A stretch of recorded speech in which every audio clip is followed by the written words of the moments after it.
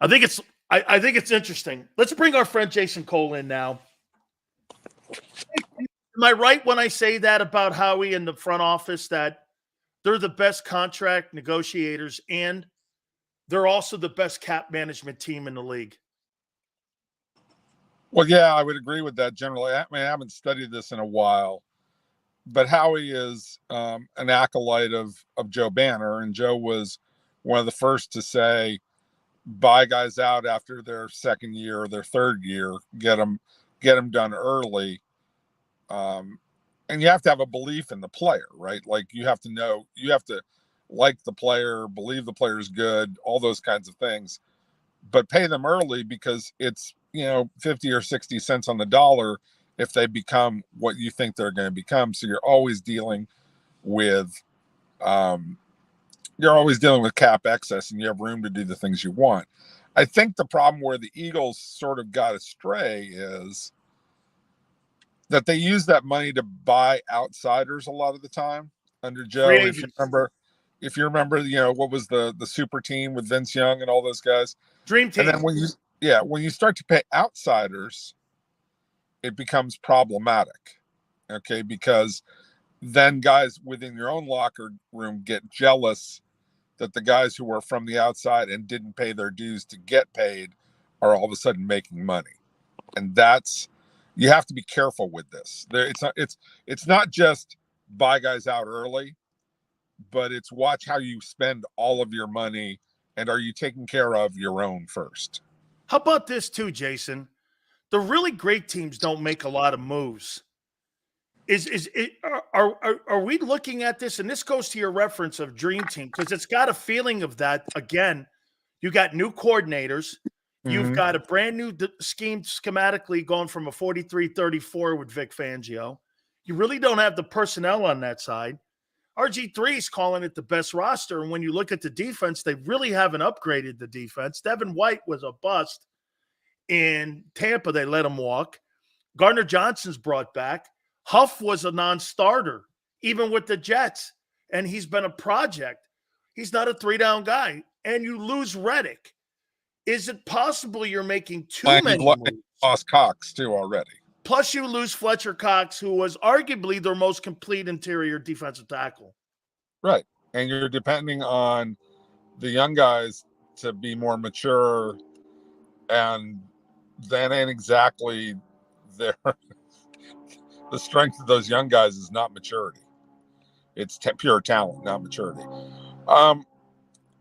Look, I still love that roster, so I'm not going to disagree wholly from what RG3 is talking about. But there are critical holes. And the one thing that you wonder about, particularly on defense, now with Cox gone and with Kelsey gone too, is who are the guys who are going to stand up and say, y'all need to shut up. We got to play. Right? Because Kelsey would do that. That Cox would do that.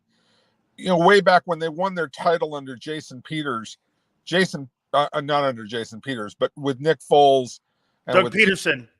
But Jason Peters, the left tackle, was a guy who was really great at managing the locker room. Like, this is an understated thing that players talk about, is Jason Peters handled the music in the locker room. And he played like all different types of music, whether it was country or rap or rock. He was all over the place.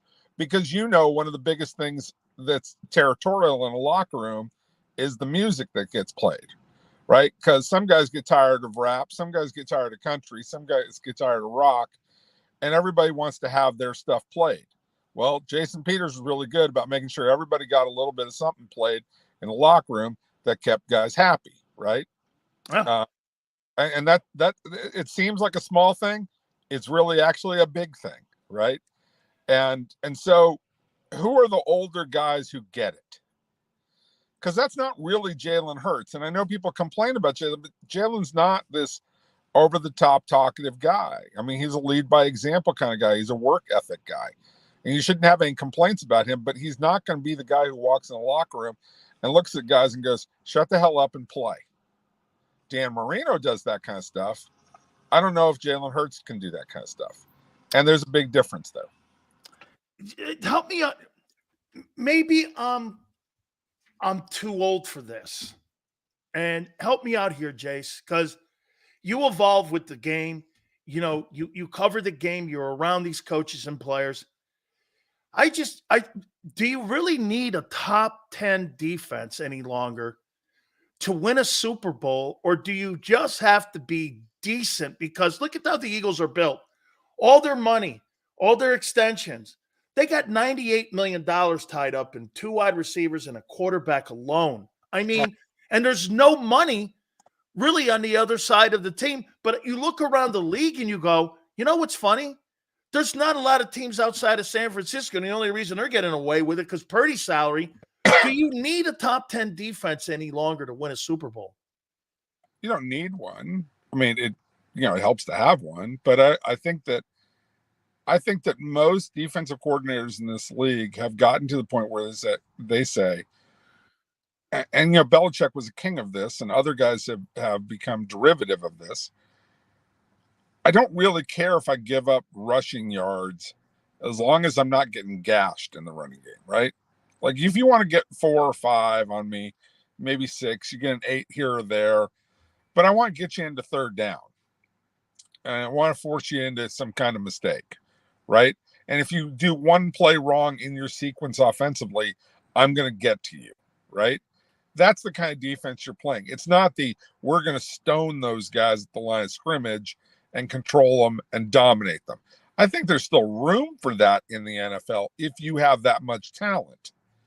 But I don't think that it's necessary. What's necessary is to have a great offense that leads you during the regular season, because the regular season is dominated by offense. It always will be. Okay. And this is sort of the flaw of the Ravens. As much as I like Lamar Jackson, much as I like the Ravens, what they do during the regular season does not necessarily translate into the playoffs. Now, I think they should continue doing what they do, and they shouldn't. I'm not saying that they should deviate from it, but what I'm saying is that their opportunity to win a Super Bowl is smaller than, say, a team like Kansas City or a team like Philadelphia that's like, okay, we'll occasionally give up some runs. We'll give up some rushing yards here and there. But what we're really going to be good at is third down defense and red zone defense. That's where we're going to be killer, because we're going to hold people to field goals if they're in field goal range, because they're always going to be in field goal range because of how good kickers are. But we're going to keep touchdowns down, and we're going to get them off the field as much as we can on third down. You know what? It kind of reminds me of the walk of shame in baseball now. If you went 0 for 4 back in the day, it was a walk of shame back to the dugout. Now you strike out 3 times and you hit a bomb, you're Mike Trout. And that's kind of what baseball has evolved into now. No, Trout's better than that, but I understand what you're saying. No, but he leads baseball in strikeouts every year. That was something back in the day. But here, watch this. Trout hits 300, 40 home runs, 125 RBIs, but he leads baseball in strikeouts. Nobody cares about that. So I'm wondering, in defense, does anybody really care about being a top 10 unit like that? I don't think teams are hell-bent on it as much. Yeah, I don't either. I think San Francisco is a rarity, but even San Francisco will give up rushing yards. They will trade rushing yards on you to get into situations. It's scoring defense, isn't it, that teams today in the NFL don't want to do? And that's why you're seeing that Fangio, hey, control and contain, don't give up the plus 25 play. If I give up 135 yards rushing, all right, as long as I'm not giving up big points.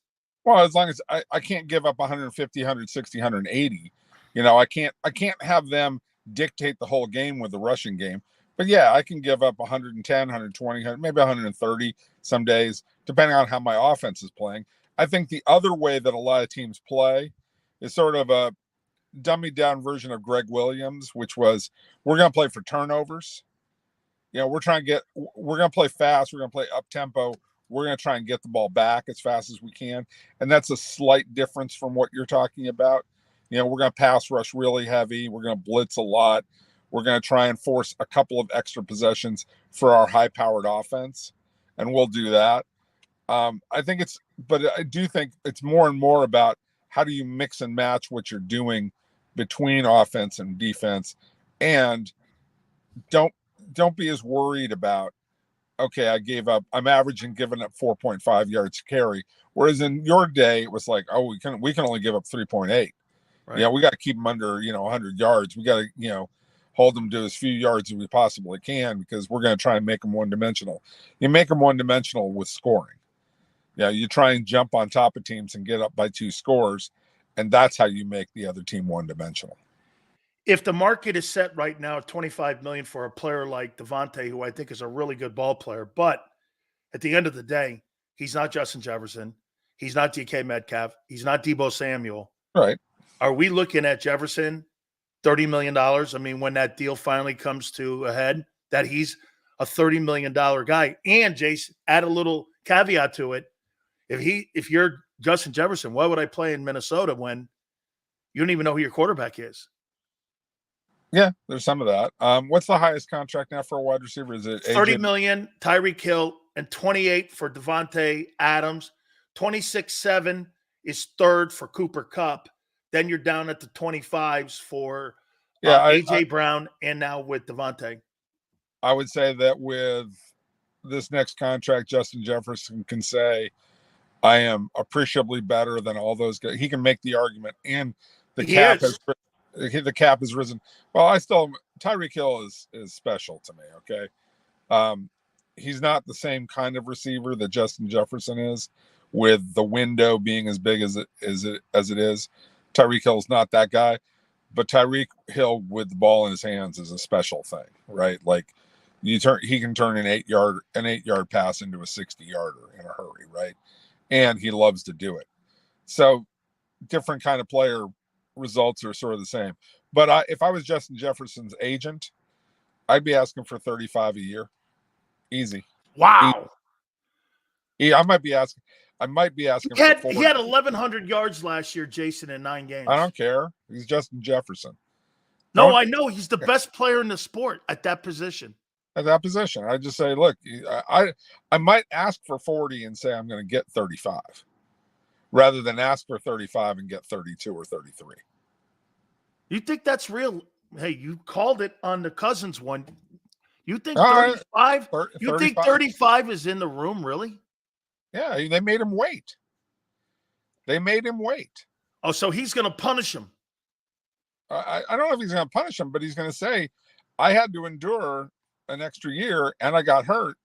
You're putting me at risk. Huh? If you're going to put me at risk, you're right. I'm going to punish you for that. Well, you have to pay, especially if you're buying out. I've gotten this close to free agency already. Why shouldn't I just play it out at this point? Because I'll get 35 or 40 on the market. I mean, if Justin Jefferson is free a year from now, right? Every team in the league, he'll have 32 suitors. Well, you don't need 32, but he'll have 5 or 6 who are very serious. It's going to be like Shohei Ohtani, a football version of Shohei Ohtani. There's going to be so much money out on the table. I'm not talking about contract structure. Don't confuse me on that. I'm just talking about the number of teams that are going to say, we're in serious bidding for this guy. And that's all you need. And bam. Have you been shocked, Jason, at the escalation? What have you been more shocked with? The quarterback salaries going up or the receiver salaries going up? I'm not so shocked at either, because the cap is so big. I always come back to say this. There is going to be class warfare in the NFL within the players very soon. It's already out of whack. So you don't think the NFL owners will come in and start capping these salaries and how much you can make? Oh, no, they're going to. In hockey. They're going to use it against the players. Trust me. All their way. Well, so they're playing the players against themselves right now. Well, what they love, the owners are like, look, we're going to use this against you to say the cap is way too high because you're making too much money. But internally, what they're allowing to have happen is, you know these conversations. You're a first, second, or third year guy, right? You're playing on the rookie salary. Maybe you got a 3-year contract for what, $2.5 or $3 million, whatever it happened to be. And some dude is making $40 million a year. or 20 or 25 million. Am I right? I'm right. No, let me. I tried explaining this. Couple last questions here for you. Listen, I tried explaining this to people in here and even on my Twitter. Now that Devonta Smith has signed this $25 million deal, AJ Brown, what you're saying is going to go like this to his agent. Hang on. The last 2 years, I've given them 3,000 yards. This guy is making the same money I'm making. I'm out producing him. It's got nothing to do with me loving the kid.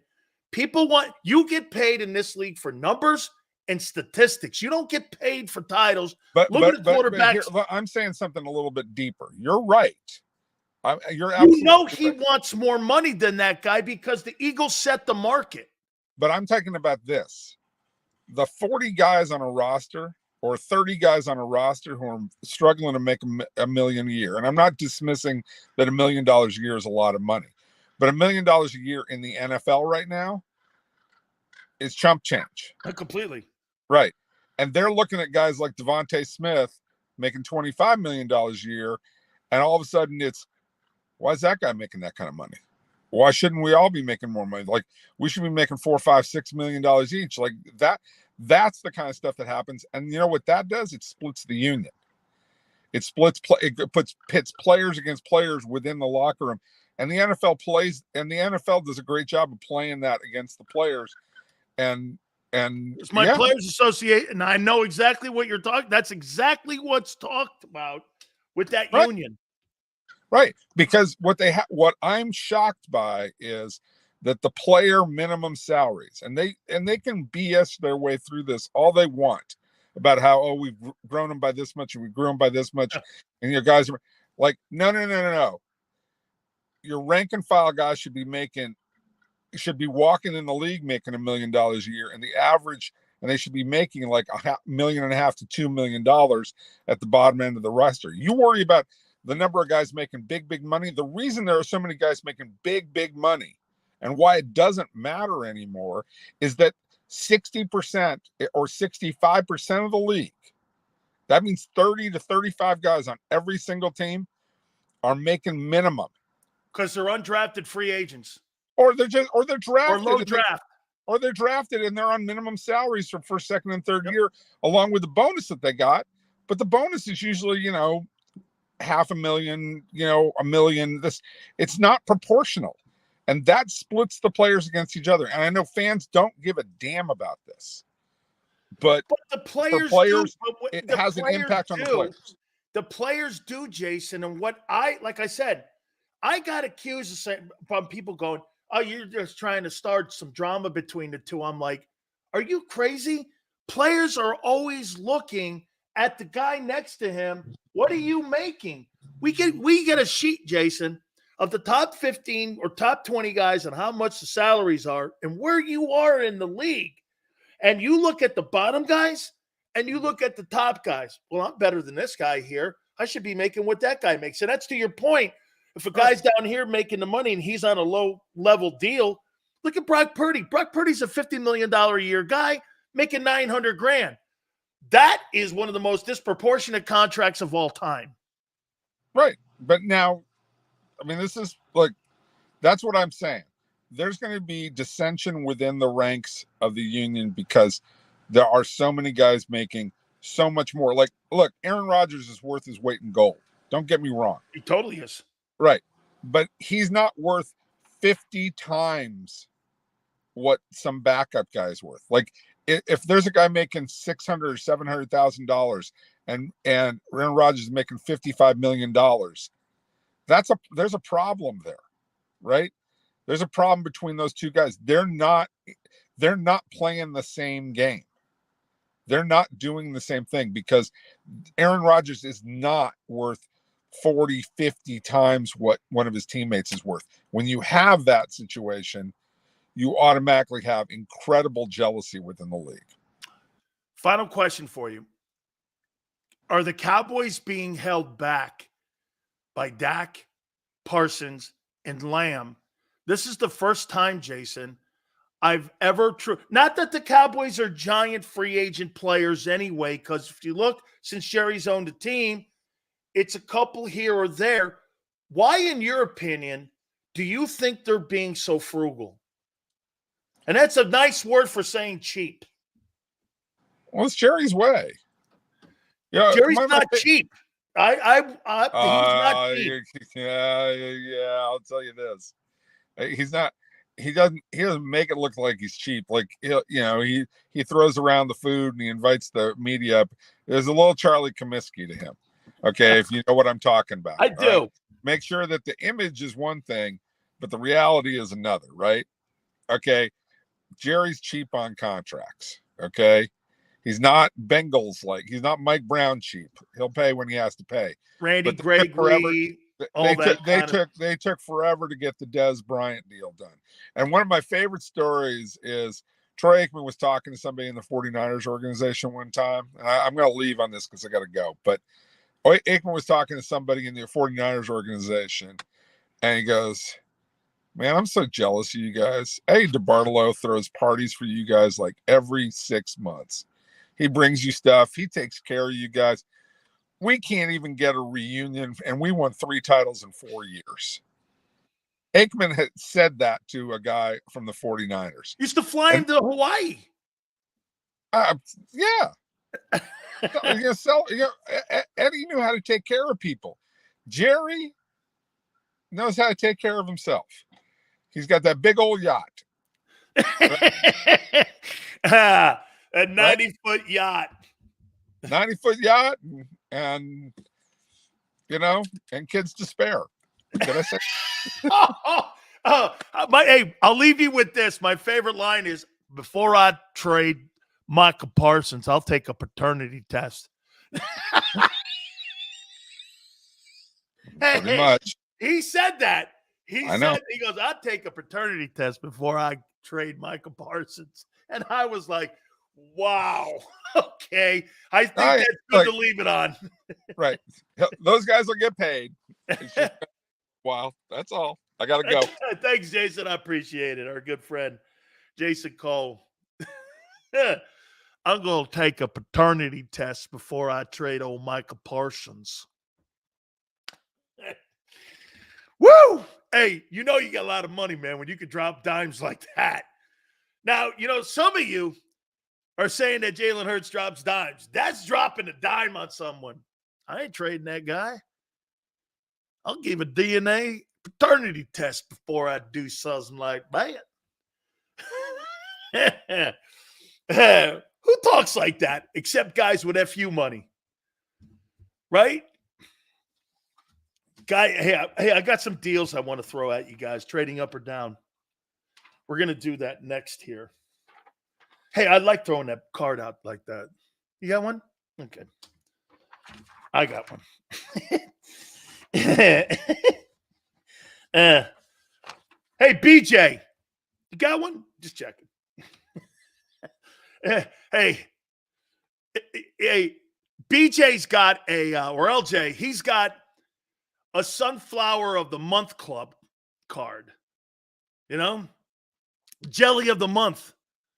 That's what he has. He has a Jelly of the Month Club.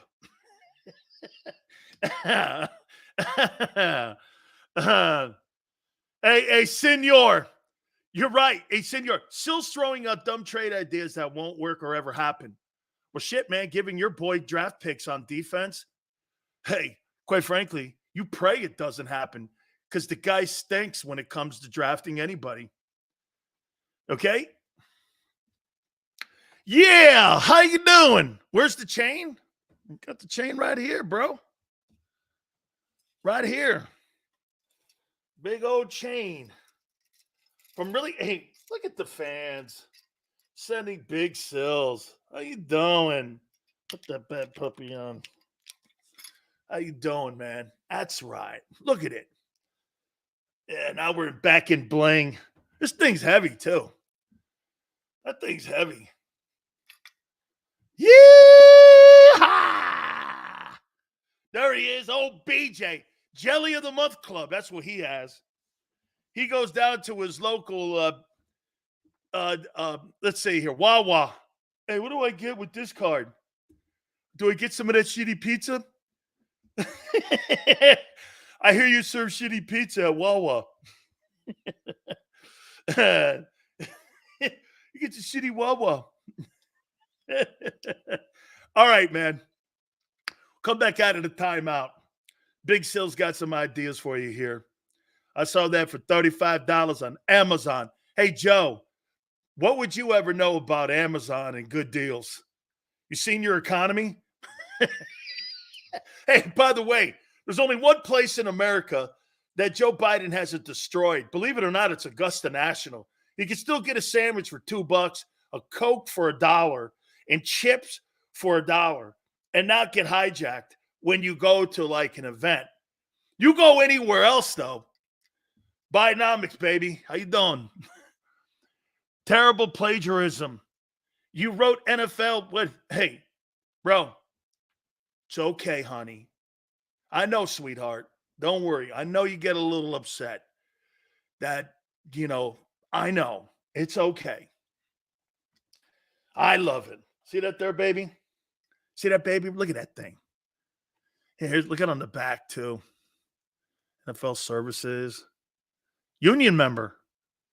The only union that LJ ever knows is the Philadelphia Union. You see this? Like, oh, by the way, if I ever got hammered and I was with BJ, you know what I would do? See, they send a cab for me so I don't get DUI and it's free from the union. I'd have to kick his ass out of the car, let him stumble home on Broad Street. How you doing? All right. Hit the like button. We'll come back. We'll talk about the NFL draft with the Eagles and some of your favorite teams. Hit the like button. Keep it here, National Football Show.